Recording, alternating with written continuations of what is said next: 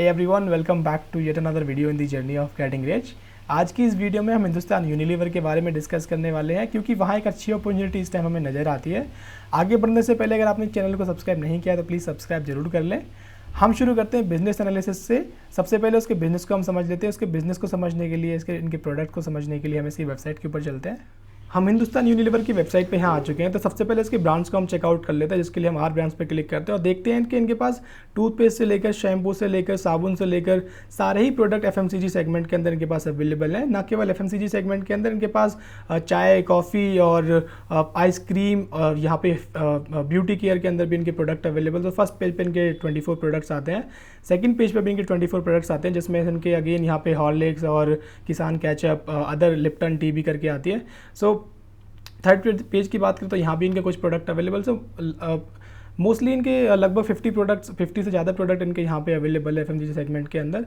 तो daily basis पे आप भी कहीं ना कहीं इनके प्रोडक्ट्स को यूज़ कर रहे होंगे, या तो आपके किचन के अंदर या तो आपके बाथरूम के अंदर कोई ना कोई इनका प्रोडक्ट डेली बेसिस पे मिल ही जाता है।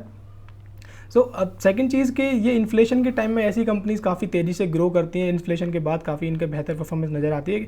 उसके पीछे जो रीजंस है कि इन्फ्लेशन के टाइम पे जो रॉ मटेरियल के प्राइसेस बढ़ते हैं, तो उस बढ़े हुए प्राइसेस को ये कंज्यूमर को पास ऑन कर पाते हैं। और कंज्यूमर को पास ऑन करने के दो इनके पास तरीके होते हैं। नंबर वन कि हम प्रोडक्ट के प्राइसेस को ये बढ़ा पाते हैं, उनके पास जो पावर होती है, स्कोप होता है प्रोडक्ट के प्राइसेस को बढ़ाने का। एंड नंबर टू, उस क्वांटिटी को वो कम कर देते हैं। सो आपको याद भी नहीं रहेगा कि आपने लास्ट टाइम शैम्पू कितने का खरीदा था, आपने लास्ट टाइम जो परफ्यूम खरीदा कितने रुपए का आपको मिला था। और नेक्स्ट टाइम जब आप खरीदने जाएंगे तो आपको खरीदना ही पड़ेगा, क्योंकि वो आपकी बेसिक नीड्स में आ जाता है। तो चाहे दुनिया इधर की उधर हो जाए, इन्फ्लेशन हाई हो, रिसेशन आए, पर लोग नहाना, बाल धोना, ये सारी चीज़ों को करना नहीं छोड़ते हैं। तो इस वजह से जो एफएमसीजी सेगमेंट है काइंड ऑफ इन्फ्लेशन प्रूफ होता है।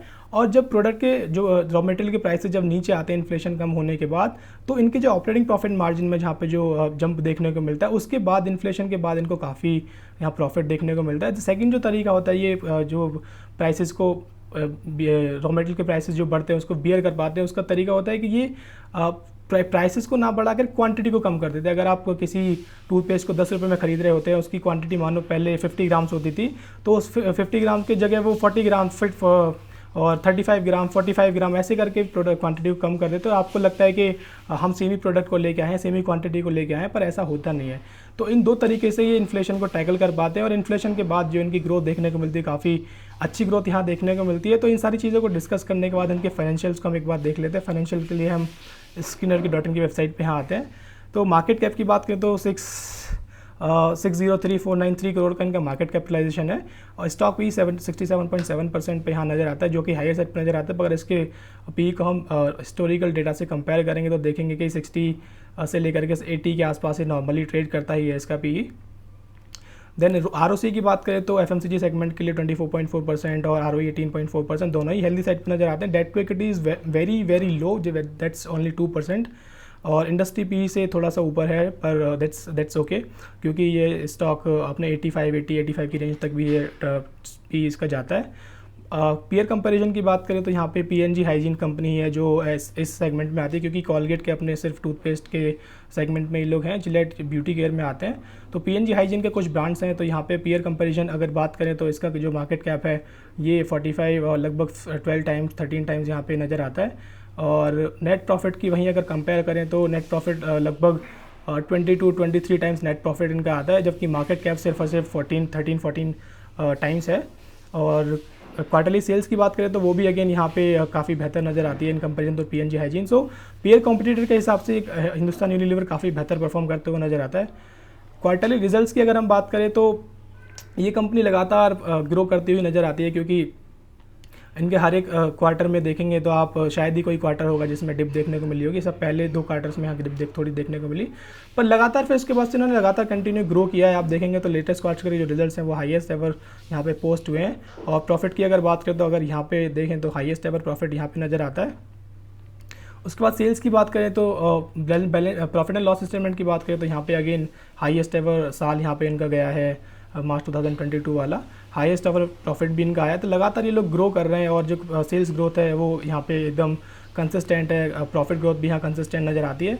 पिछले 12 महीने में थोड़ी सी कम हुई है, पर इन्फ्लेशन की वजह से या रिसेशन की वजह से या वॉर की वजह से, जो भी रीजंस यहाँ दिए जाते हैं।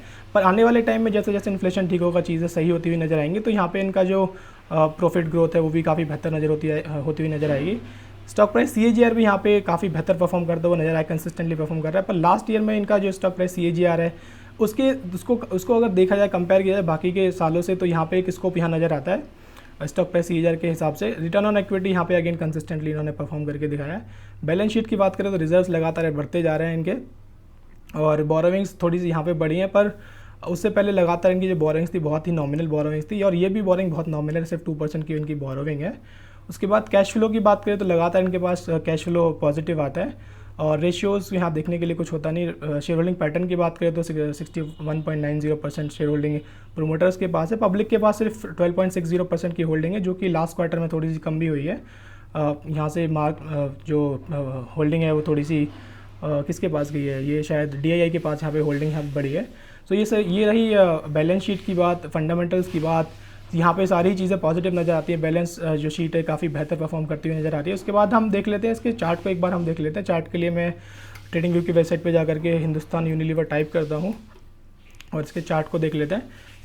पहले कब्बिद हैंडल एक पैटर्न यहाँ उसने बनाया था, इस लेवल पे आके कब्बिद हैंडल का एक पैटर्न बनाया था, उसके बेसिस पे चलना भी शुरू हुआ था, पर क्योंकि ओवरऑल मार्केट ही नीचे आ गई तो ये स्टॉक भी फर्दर नीचे आ गया।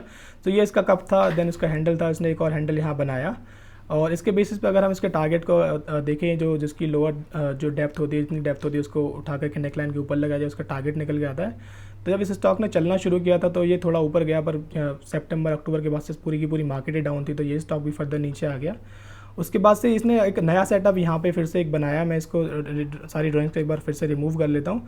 अगेन इसने एक नया सेटअप यहाँ बनाया। नया सेटअप क्या बनाया कि इस लेवल पे मैं मार्क करता हूँ, तो पहले जो यहाँ पे रेजिस्टेंस थी, देन वो रेजिस्टेंस, एक और रेजिस्टेंस, उसके बाद ये यहाँ पे रेजिस्टेंस, सपोर्ट बनी, थोड़ी सी सपोर्ट करने के बाद फिर नीचे आया, फिर उसके बाद ये रेजिस्टेंस बनी, उसके बाद फिर यहाँ पे इसने रेजिस्टेंस लिया, अगेन यहाँ पे इसने रेजिस्टेंस को ब्रेक किया है। तो सबसे पहली चीज़ तो यहाँ पे एक फ्रेश ब्रेकआउट यहाँ पे हमें नज़र आता है, एक नया चार्ट पैटर्न बनता हुआ हमें यहाँ नज़र आता है। सो चार्ट पैटर्न बनते हुए क्या नज़र आता है कि यहाँ पे या तो इसको reverse head and shoulder pattern भी कह सकते हैं, इस तरह से ये रिवर्स हेड एंड शोल्डर का पैटर्न का काम करता है, या फिर इसको reverse head and shoulder pattern ना कह करके इसको हम कप विद हैंडल पैटर्न भी कह सकते हैं। वो कप विद हैंडल पैटर्न के इस बेस पर होगा कि ये इसका कप मान सकते हैं और इसको हम हैंडल मान सकते हैं। इसके बेसिस पे निकलना शुरू भी हुआ है। तो वापस से मैं एक बार रिमूव करता हूँ ड्राइंग्स को और वापस से मैं चीज़ों को प्लॉट करता हूँ। यहाँ पे इस चार्ट पैटर्न के बेस पे जो हमें यहाँ पे इसका स्टॉक का जो टारगेट नज़र आता है वो भी हम एक बार चेक कर लेते हैं।